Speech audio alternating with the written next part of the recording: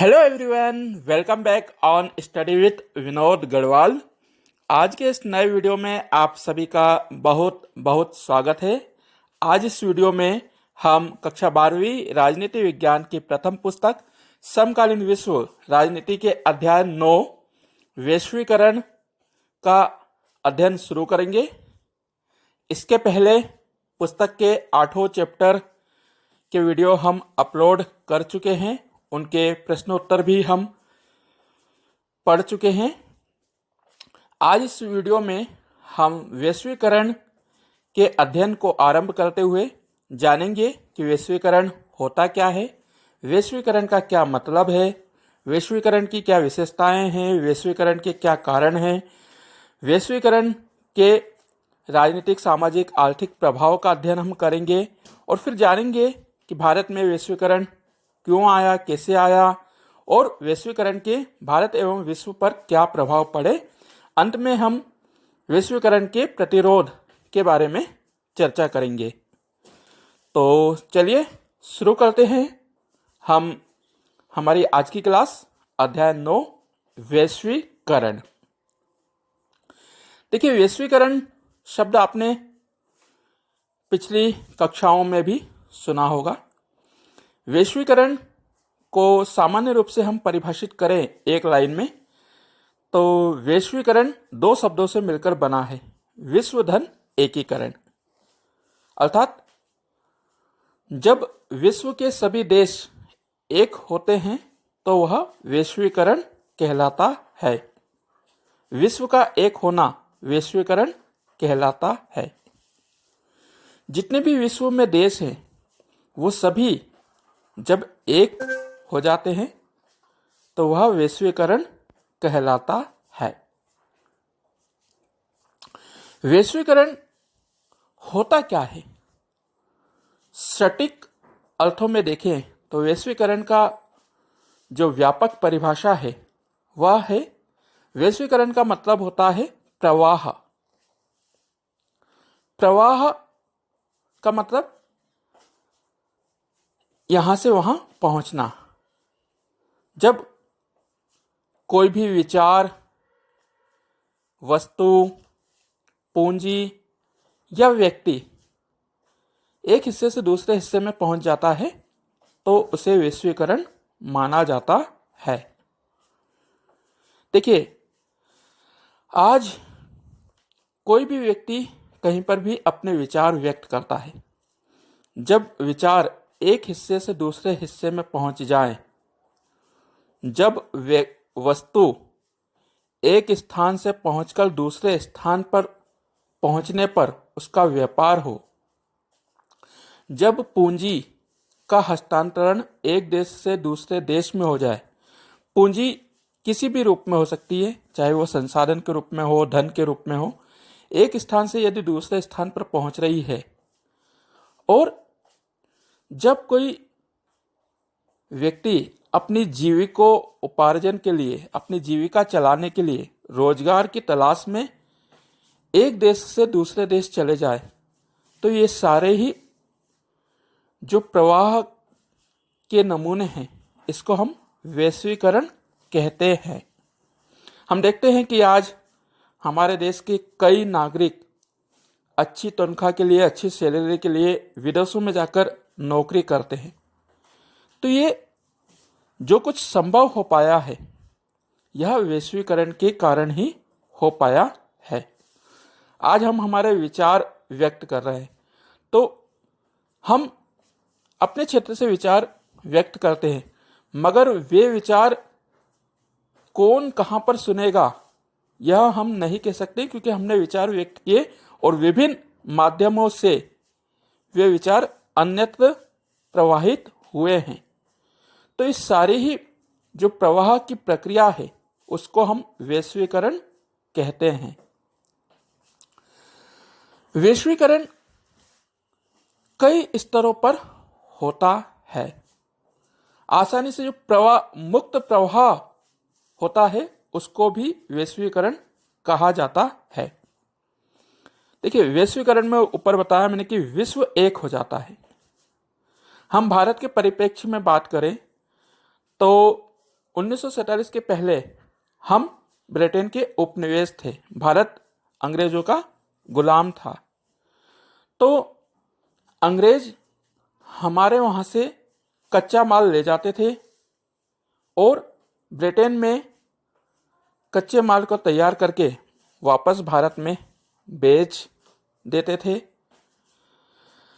किंतु जब भारत आज़ाद हुआ तो भारत ने उन चीज़ों का निर्माण शुरू किया जो कि वह विदेश से मंगवाता था। तो 1947 से 1990-91 के दौरान भारत ने अपने वहाँ वस्तुओं का निर्माण प्रारंभ किया जिसकी उसको आवश्यकता थी। किंतु 1990-91 के बाद भारत ने वैश्वीकरण को अपनाया। तात्कालिक वित्त मंत्री डॉक्टर मनमोहन सिंह को भारत में वैश्वीकरण लाने का श्रेय दिया जाता है। यानी मनमोहन सिंह जब वित्त मंत्री थे और पीवी नरसिम्हा राव जब भारत के प्रधानमंत्री थे तब वैश्वीकरण को अपनाया गया। यानी कि भारत ने एक नई आर्थिक नीति का अनुसरण किया। और यदि भारत वैश्वीकरण को नहीं अपनाता तो फिर भारत पीछे रह जाता। सभी देशों के साथ चलने के लिए वैश्वीकरण की प्रक्रिया को अपनाया गया। तो हम यदि पूछा जाए कि भारत ने वैश्वीकरण को कब अपनाया तो आपका उत्तर होगा भारत ने वैश्वीकरण को 1991 में अपनाया। आई होप कि आपको वैश्वीकरण का मतलब समझ में आया होगा। अब हम देखते हैं वैश्वीकरण की विशेषताएं। तो वैश्वीकरण की निम्न विशेषताएं हैं। नंबर 1, आपसी जुड़ाव। वैश्वीकरण की महत्वपूर्ण विशेषता यह है कि इससे आपसी जुड़ाव बढ़ा है। लोग विभिन्न माध्यमों से आपस में जुड़ने लगे हैं। आज टेलीग्राफ हो या टेलीफोन हो, माइक्रोचिप हो, ये कुछ ऐसे संचार के माध्यम हैं जिनसे व्यक्ति आपस में जुड़ गया है। एक देश का व्यक्ति चंद सेकंडों में दूसरे देश के व्यक्ति से बात कर सकता है। चंद मिनटों में वो अपनी सूचनाएं यहाँ से वहाँ पहुँचा सकता है।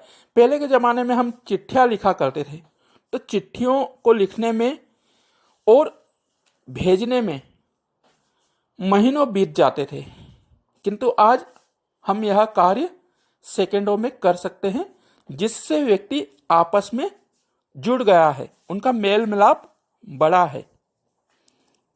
नंबर 2, समान हित। वैश्वीकरण की दूसरी महत्वपूर्ण विशेषता यह है कि इसमें सभी देशों के व्यक्तियों के हित समान हो गए हैं।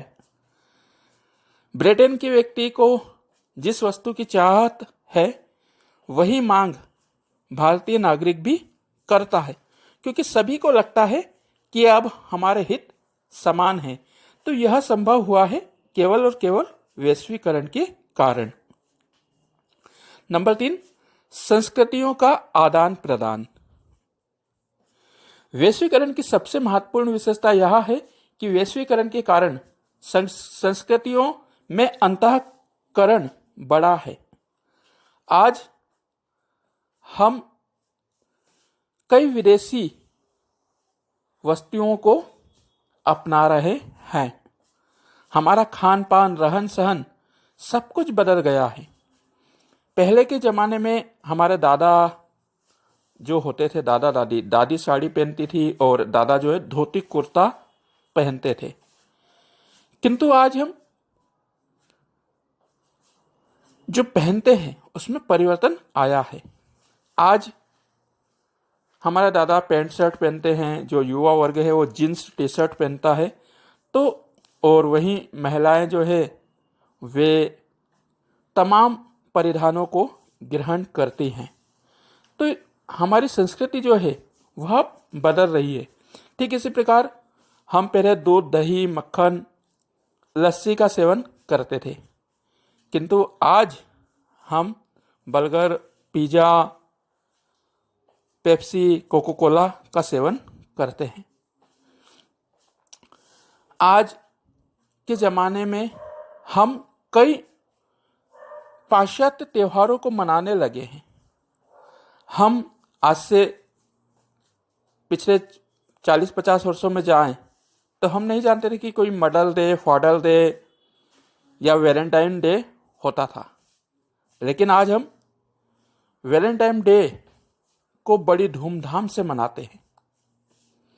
तो ये सारे ही जो परिवर्तन आए हैं, जो हमारी संस्कृति का ह्रास हो रहा है, हमारी संस्कृति का ह्रास हो रहा है, लेकिन जो पाश्चात्य संस्कृति है उसमें बढ़ोतरी हो रही है। तो ये सब कुछ यदि संभव हुआ है तो यह वैश्वीकरण के कारण हुआ है। नंबर 4, प्रवाह में गतिशीलता। वैश्वीकरण की एक महत्वपूर्ण विशेषता यह है कि प्रवाह में गतिशीलता आई है। आज व्यक्ति एक स्थान से दूसरे स्थान पर चंद घंटों में पहुंच जाता है। वह चंद मिनटों में अपनी बात विभिन्न माध्यमों से दूसरे स्थान पर पहुंचा देता है। तो प्रवाह में जो गतिशीलता आई है उसने समाज में परिवर्तन लाया है, व्यक्ति की सोच को परिवर्तित किया है।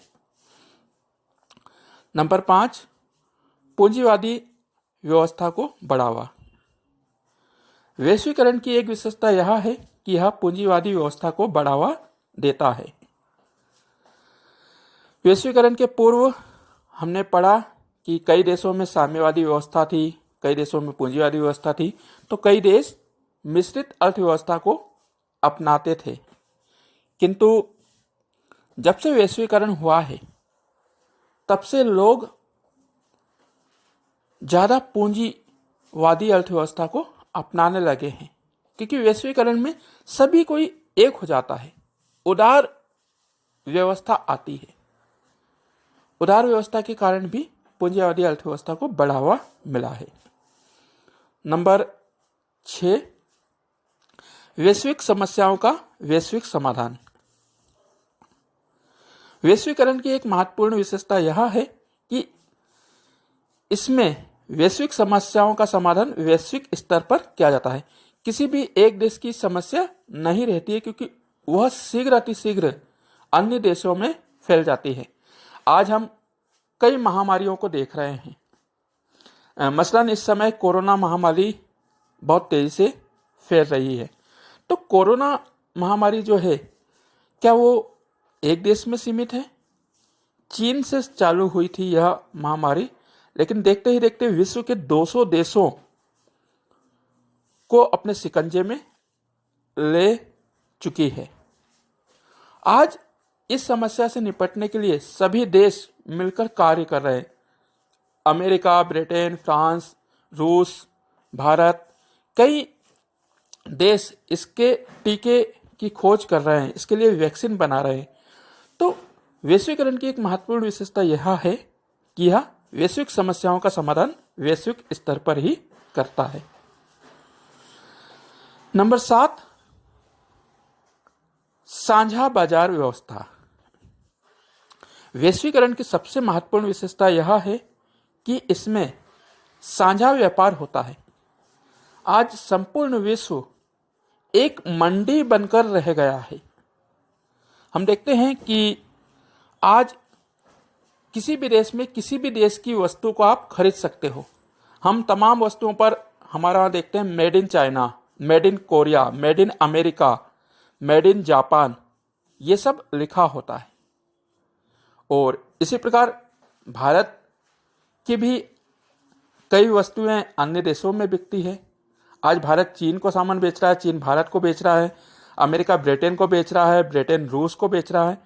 तो ये सब कुछ संभव हुआ है इस वैश्वीकरण के कारण।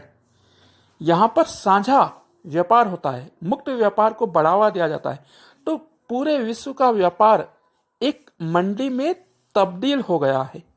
तो साझा व्यापार विश्व की महत्वपूर्ण विशेषता रही है। आई होप कि बच्चों आपको समझ में आ रहा होगा। बहुत सिंपली उदाहरण देकर मैं आपको समझा रहा हूं। अब नेक्स्ट हम देखते हैं वैश्वीकरण के कारण। वे कौन से कारण हैं जिनके कारण वैश्वीकरण का उदय हुआ है, वैश्वीकरण इतना फला फूला है। वैश्वीकरण के भी हम जो कारण हैं उनको बिंदुवार देखते हैं। नंबर 1, तकनीक का विकास। आज संपूर्ण विश्व में यदि वैश्वीकरण इतना व्यापक पैमाने पर फैला है तो उसका सबसे महत्वपूर्ण कारण है तकनीक का विकास, प्रौद्योगिकी का विकास। आज सभी क्षेत्रों में तकनीक ने विकास किया है। यदि तकनीक नहीं होती तो इतनी तीव्र गति से प्रवाह नहीं होता। हम विचारों का आदान प्रदान, मैं अभी आपको YouTube पर वीडियो बना रहा हूं, ये जरूरी नहीं कि केवल MP के लोग ही सुनेंगे।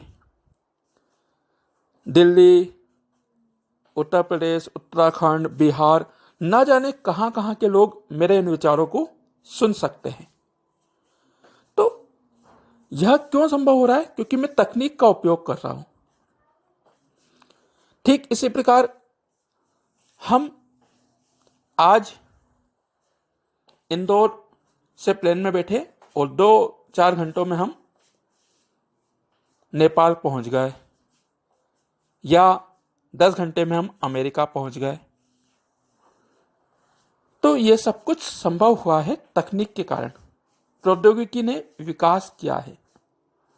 आज कई क्षेत्रों में प्रौद्योगिकी क्रांति हो रही है। कोई सा भी क्षेत्र ले लो आप, वह तकनीक से अछूता नहीं है। पहले हम घंटों चक्की पीसा करते थे हमारे गेहूं को पीसने के लिए, लेकिन आज चंद मिनटों में ऐसी मशीन आ गई हैं जो कि हमारे क्विंटल भर गेहूं को आधा घंटे में पीस देती है, आटा हमारे को तैयार करके दे देती है। तो इस प्रकार की कई तकनीकी ने वैश्वीकरण को बढ़ावा दिया है। नंबर 2, देशों की पारस्परिक निर्भरता। वैश्वीकरण के उदय का एक महत्वपूर्ण कारण देशों की पारस्परिक निर्भरता है। कोई भी देश इतना आत्मनिर्भर नहीं है कि वह अपना स्वयं का विकास कर सके। प्रत्येक देश को किसी न किसी रूप में किसी पर निर्भर रहना है। किसी देश के पास प्राकृतिक संसाधन है कि तो किसी के पास खनिज संसाधन है, किसी के पास टेक्नोलॉजी है तो किसी के पास मानव संसाधन है। तो इस कारण से प्रत्येक देश अपने विकास के लिए दूसरे देशों पर निर्भर है। आज भारत कई देशों से तेल आयात करता है। भारत में तेल नहीं होता है, इसलिए वो तेल मंगाता है। भारत तेल के क्षेत्र में दूसरों पर निर्भर है, किंतु भारत उन देशों को खाद्यान्न पदार्थ उपलब्ध कराता है। कई देशों के पास लकड़ियां नहीं है, वन नहीं है, तो हम उनको लकड़ियां उपलब्ध कराते हैं। इस प्रकार से प्रत्येक देश किसी न किसी क्षेत्र में किसी न किसी पर निर्भर है। तो जो देशों की पारस्परिक निर्भरता रही है उसने भी वैश्वीकरण को बढ़ावा दिया है। नंबर 3, वैश्विक घटनाओं का वैश्विक प्रभाव। वैश्वीकरण होने का एक महत्वपूर्ण कारण वैश्विक घटनाएं हैं। आज विश्व में जितनी भी घटनाएं घट रही हैं उनका प्रभाव विश्व में पड़ता है। प्लेग महामारी हो, सुनामी हो, बाढ़ आए, भूकंप आए, यह कुछ ऐसी प्राकृतिक आपदाएं हैं जो कि किसी के देश में सीमित नहीं की जाती है। इनका जोर पूरे विश्व पर पड़ता है। कोरोना महामारी, क्योंकि कोरोना अभी चल रही है इसलिए इसका उदाहरण ज्यादा देने में आता है। कोरोना चल रही है तो क्या कोविड-19 जो शुरू हुआ था यह किसी एक देश में सीमित रहा? लगभग 11 महीने इस महामारी को आए हो गए हैं चीन में यह बीमारी शुरू हुई थी तो क्या चीन तक सीमित रही? नहीं। आज लगभग 5.25 करोड़ लोग संपूर्ण विश्व के इससे प्रभावित हुए हैं। लगभग 2.5 लाख लोग इस महामारी से अब तक मारे जा चुके हैं। तो ये किसी एक देश में नहीं बल्कि संपूर्ण विश्व में फैल चुकी है। इसका जो असर है वो पूरे विश्व में हुआ है और पूरा विश्व आज इस महामारी से लड़ रहा है। इसके समाधान की ओर सभी आपस में समन्वय कर रहे हैं। ठीक इसी प्रकार आतंकवाद की जो समस्या है वह किसी एक देश में है। क्या आतंकवादी हमले भारत में ही होते हैं? अमेरिका में हमने देखा 11 सितंबर की जो पेंटागन और वाशिंगटन पर हमला हुआ था, उस समय पूरा विश्व थर्रा उठा था कि अमेरिका जैसा शक्तिशाली देश जब सुरक्षित नहीं है तो हम कैसे अपनी सुरक्षा कर पाएंगे। तो उस समय भी सभी देशों ने मिलकर आतंकवाद के खात्मे के लिए कदम उठाए। आज कई देश आतंकवाद के शिकार हैं। तो आतंकवाद हो या कोई भी प्राकृतिक महामारी हो या फिर अर्थव्यवस्था, यदि किसी देश की आर्थिक व्यवस्था चरमरा गई है तो वह उस देश तक सीमित नहीं है। मौजूदा देश से बाहर कई अन्य देशों में उसकी आर्थिक मंदी का प्रभाव पड़ता है, जिसके कारण वैश्विक मंदी का दौर उत्पन्न होता है।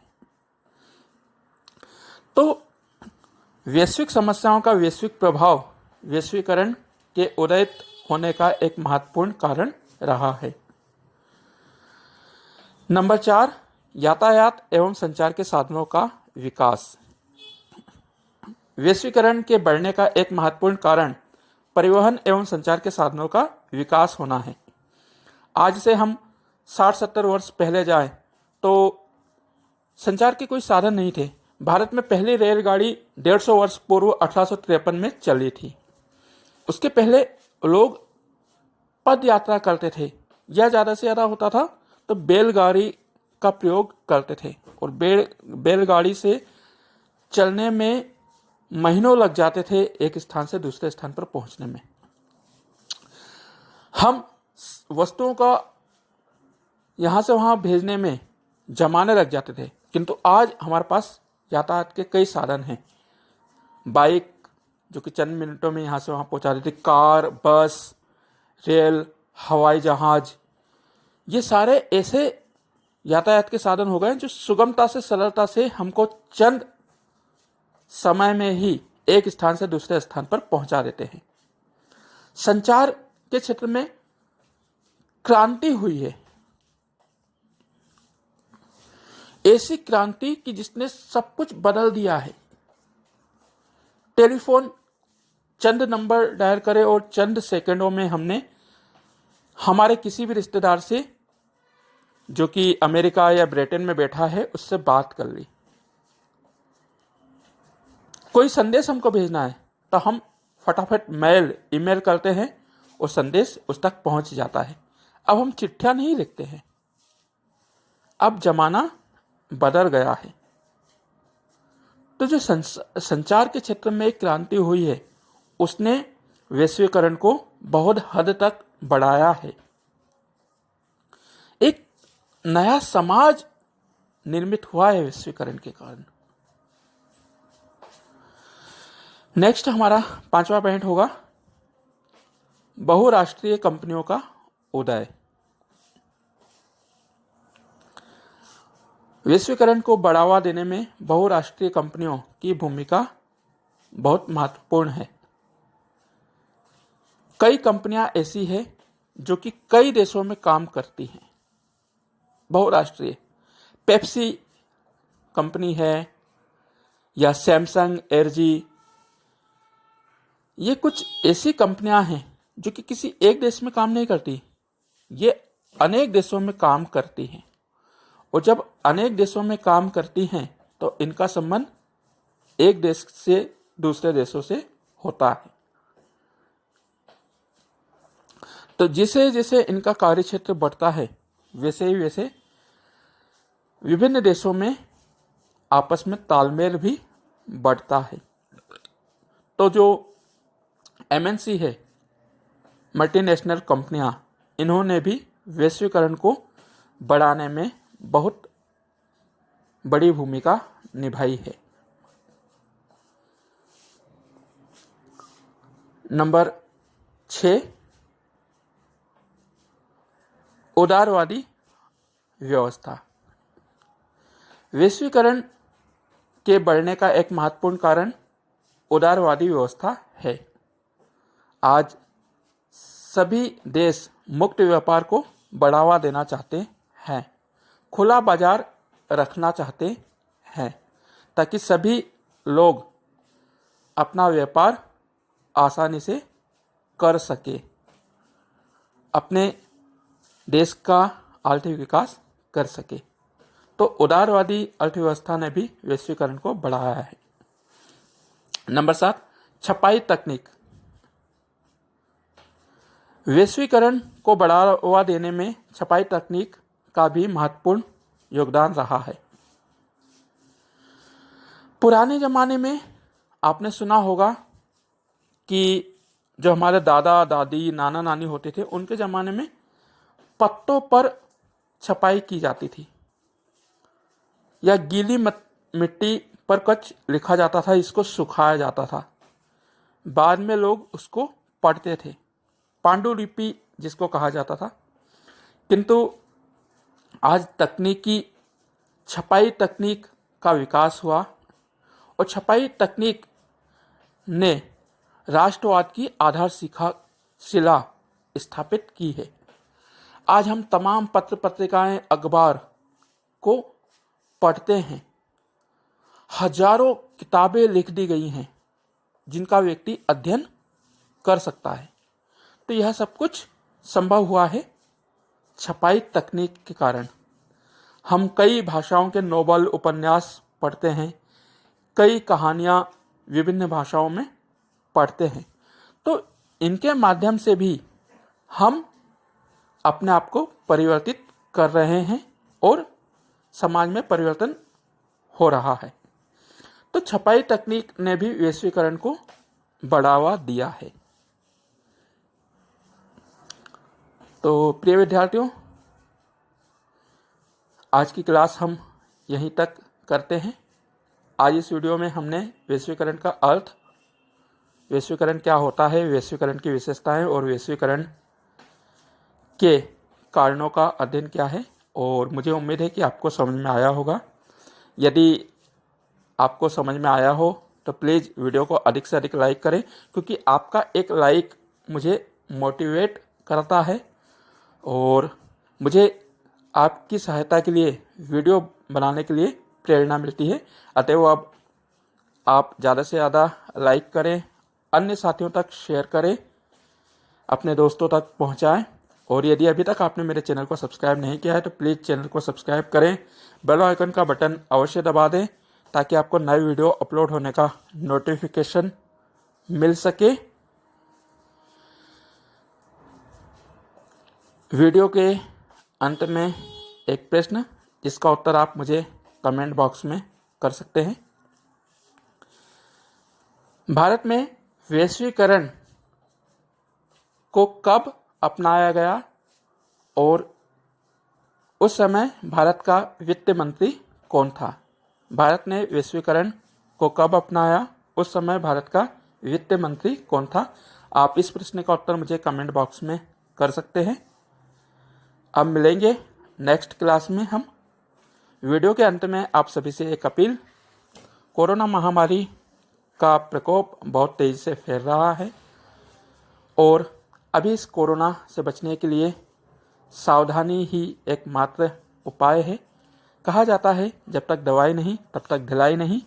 अतएव आप सभी मास्क सदैव पहनकर रखें, 2 गज की दूरी, हाथ धोना भी है बहुत ज़रूरी। खुश रहिए, खुश रखिए। मिलते हैं बहुत जल्द ही नेक्स्ट क्लास में इसी चैप्टर को आगे बढ़ाएंगे और हम जानेंगे वैश्वीकरण के प्रभाव। तब तक के लिए मुझे इजाज़त दीजिए। आप सभी को नमस्कार, धन्यवाद। जय हिंद, जय भारत। Pause button.